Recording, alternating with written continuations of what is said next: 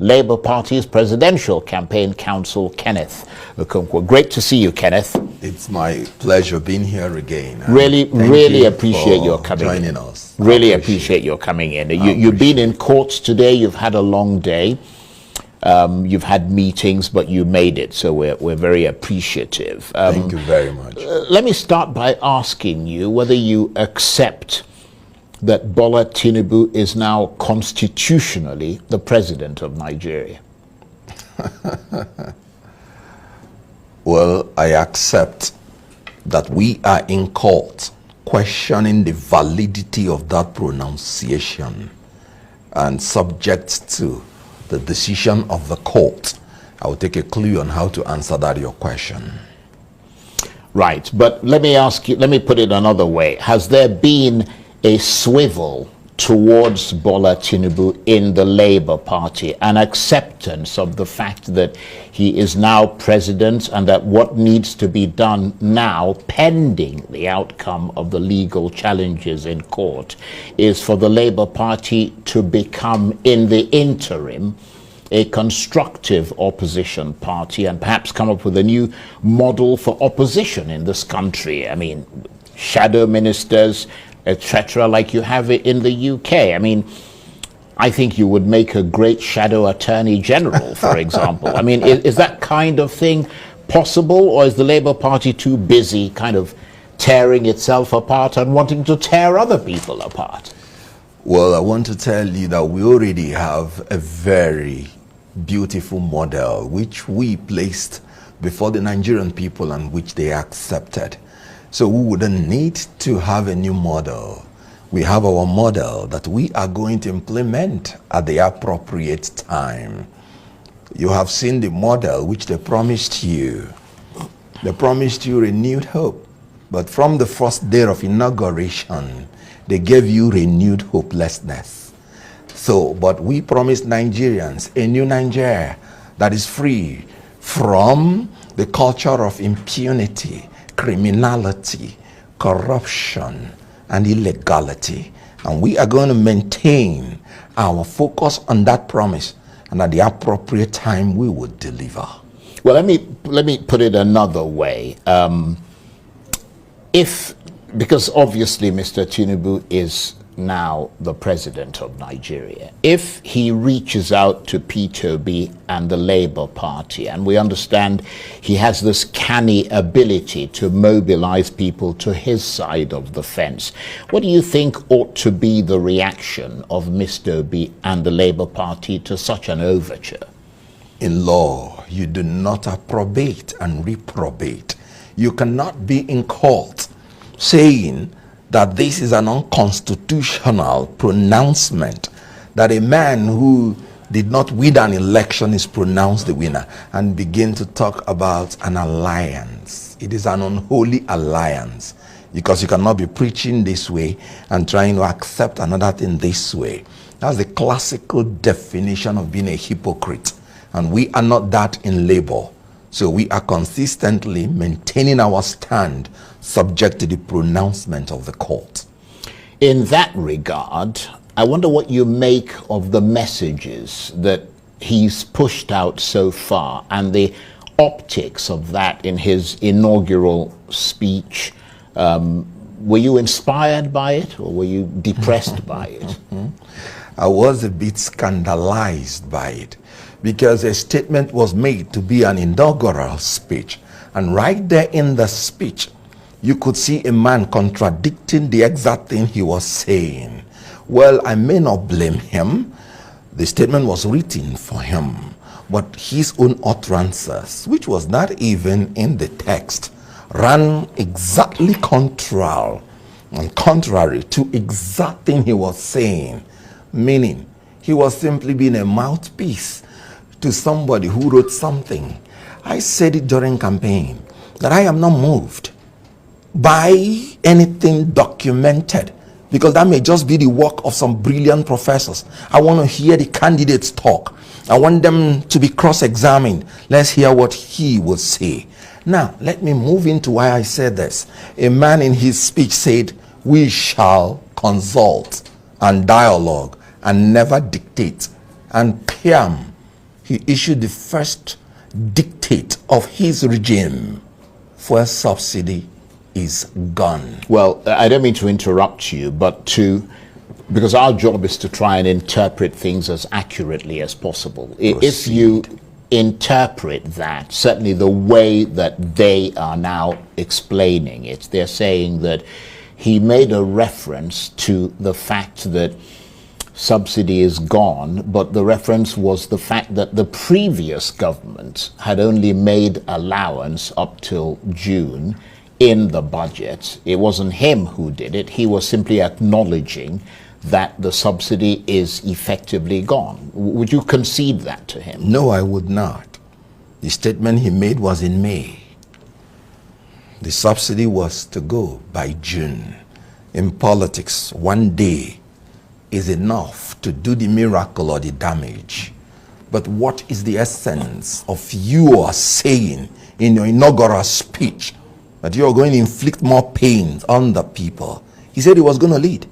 Leadership is defined as the ability to influence people through inspiration, not intimidation or manipulation. That was a demonstration of arrogance of power, not humility of purpose. Now, when you are a leader, what is your purpose? Is it to inflict more pains on the people? No.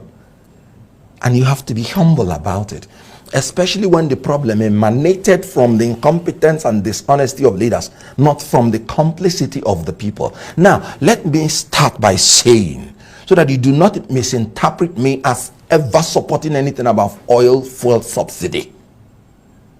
If there is anything that irritates me to my bones, is the issue of subsidy. I wouldn't have voted for anybody who said he was going to maintain oil subsidy. And I'm very serious about that. What is the wisdom in an oil producing country paying more than 7-point-something trillion to foreign countries to refine your oil and send it back to you? You paying their shipping line, you building their refineries abroad, when you have your 4 refineries already built. So you support his move then? No, listen to me. Right. I am saying that I hate everything about oil subsidy, and I agree with anybody who says it's fraudulent, it's criminal, and has no business in the first place in the Nigerian economy. Like I said. Well, that's why he removed it. No. We should be as careful in coming out of oil subsidy as we were careless in going into it. We displayed recklessness and carelessness going into it in the first place. So when you are coming out, you wouldn't be as careless as you were going in. So what I'm saying is, when you want to remove it, there are 2 fundamental bases, and I talk now as an economist, that you must fulfill in order to make sure that you don't destroy the economy before building it post-oil subsidy. And the 2 basic econometrics that you must achieve: you must saturate the system with fuel, and you must ensure there is no monopoly. When you saturate the system with fuel, elementary economics will teach you that when supply is excess, it maintains a cap on the price. However, no matter how supply is entrenched, if there is monopoly, the monopoly, through Shylock mentality of making profit, can still manipulate the supply in order to make sure that the price gets haywire. I give you an example with OPEC. OPEC can throw its weight around. Even when the supply is there and they don't like the price, they simply cut the supply and the price will jack up. That is what is happening in Nigeria. You should factor it in. Some people have been feeding big on that general corrupt tendency of oil subsidy manipulation to fill in their pocket. So when you want to deal with such things, you have to be careful coming out. You don't need to pronounce it. Like I said, why I said it's a demonstration of arrogance of power. It's just you just want to tell people that as president, my word is law. Nothing else. Because the other regime has given you a leeway. What he said is unlawful. He said oil subsidy is gone. No.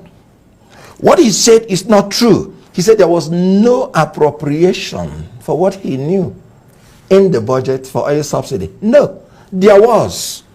And it ought to end by June. If you end it today, that means the June allocation for oil subsidy will be dyed by some elements of criminal tendencies, because they would have jacked up the price before exhausting the subsidy, which is already a matter of law, which is already in the Appropriation Act. So there was everything wrong with that pronouncement. And it is anti-labor, it is anti-people, not because that I support oil subsidy, but because of the recklessness with which they are managing the exit of the oil subsidy. Right. Well, the Labour Party did say during the campaign that it would end the subsidy regime. How would it have mitigated the risks? When you have 51 pipes projected into your official pipe, taking the oil, you have 51 entities that are already corrupt that is going to mitigate against you. Labour say, we are going to cut corruption 50%, immediately will come in. We are going to increase the supply of the fuel, granting licenses to modular refineries. We are going to encourage Nigerians to participate freely in the product God has given to them free of charge. When we do that, and we would have done it within even a month, then we will take out oil subsidy, that irritation called oil subsidy. And let me tell you, there's already a model to that. Take the telecommunication industry as an example. When they came in, they did not encourage monopoly. NITEL was a monopoly organization, just as this government is erroneously allowing NNPC to be the only monopolist, meaning they can do any racketeering they want. When they want to give the license, they made sure they give to more than one. Econet and MTN, if I can remember. And immediately, telecommunication had checks and balance. But even the two was not enough. You know what MTN said? MTN said they cannot go into second billing until 10 years. And they were charging 50 naira per second of call. 2 years after that, they put in Glow. Glow started with second per second billing. And MTN found the technology that they couldn't find and immediately resorted to second billing. Today, despite all the hullabaloo going on in our environment economically, telecommunications price is still maintained and still stable. That is what would have happened to our oil. Some criminal leaders led us into oil subsidy that ought not to have been there. Dangote spent $19 billion to rebuild his refineries. And these people have spent more than that, and they could not repair their refineries. You can see the gap in criminality and corruption. That's what they would have taken out. And naturally, you wouldn't even need to talk about subsidy. Oil price will become lower than it is. But technically, aren't we talking jumping the gun? Because yes, you may agree, and a number of people do, that perhaps he erred in the way that he said it. As he always does. But the fact remains that the subsidy is still there until the end of June. The fact remains that Dangote's refinery is due to come on stream at about that time. And therefore, the gap that you're talking about, the NNPC has told us that there's more than enough supply to stay, to cover that period of if there's any sort of lull or gap or whatever. So technically speaking, I mean, this artificial scarcity is simply being done by people who run fuel stations and all the rest of it, who are artificially jacking up their prices. I mean, there really is no reason for it, is there? And that is why, as a leader, you would have factored that in. That was what I told you about the monopolist and the inevitability of racketeering in a corrupt society. You, as a leader, would have factored it in and not make that unguarded statement. You should have known that would be the result. Right. Well, that statement has been made. Yes. What do you think should happen now? Retract it. Go back. Say sorry. That was not what I meant. Yeah, but they've tried to explain it. Haven't you heard that a new price has already been issued? When you're still talking about they are proceeding on the trajectory of their mistake because it's a demonstration of arrogance of power. I told you that. Not humility of purpose, which should be. A humble person will say, no, no, no, no. It's already a matter of law. Right. We do not intend, and there was no way I meant that subsidies removed. It's already a matter of law. It must face its way through June. But you see, that arrogance will not make them to have respect enough for the Nigerian people to quench their suffering. And that's why I said they don't inspire us, they intimidate and manipulate us. And that's not leadership. Okay, well, let me move away from that because we're fast running out of time. I want to get your summary of the state of play in the courts at the moment, the legal challenges as far as those are concerned. Obviously, you're a lawyer. You were in court today, obviously being circumspect, given that the case is active and the fact that you're one of the lawyers representing Peter Obi at the tribunal. So just give us a summary of where things are at the moment. Oh, well, you know, we commenced the pre-hearing session from 8th of May, and by 30th of May, we commenced the actual hearing.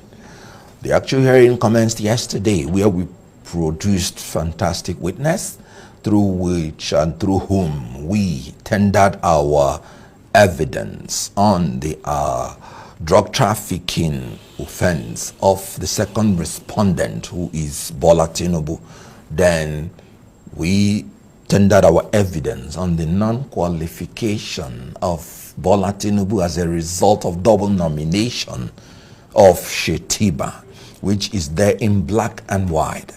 As at 14th of August 2022, he held the Borno Central nomination candidacy of the senatorial election and the vice president I of thought Nigeria. the Supreme Court had already decided that question. Your thinking is absolutely wrong. The issue before the Supreme Court was an issue of pre-election matter.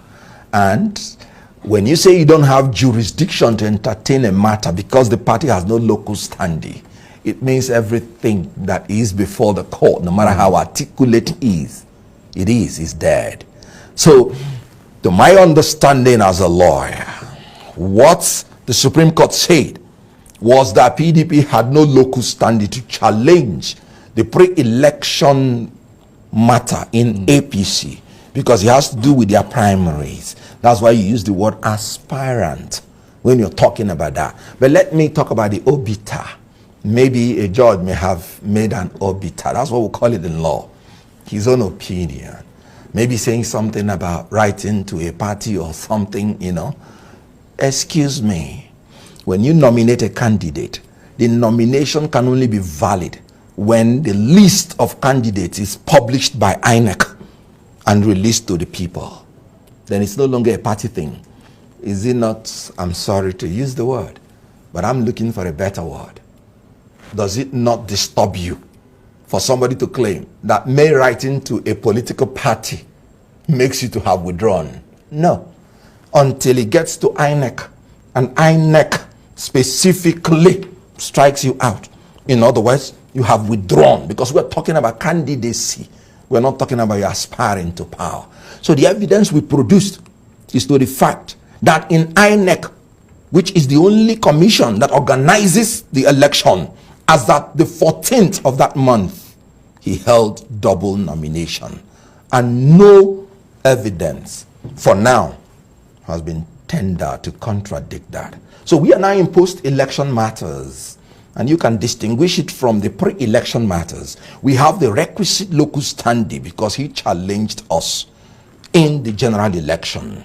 And when we adduce our evidence and take away their evidence during cross-examination, you may just see that we have complied with the law. And I am talking as a party to the suit, subject to the pronouncement of the courts. And on that extraordinary note, I want to say thank you very much indeed. Thank you. It's always a pleasure listening to you.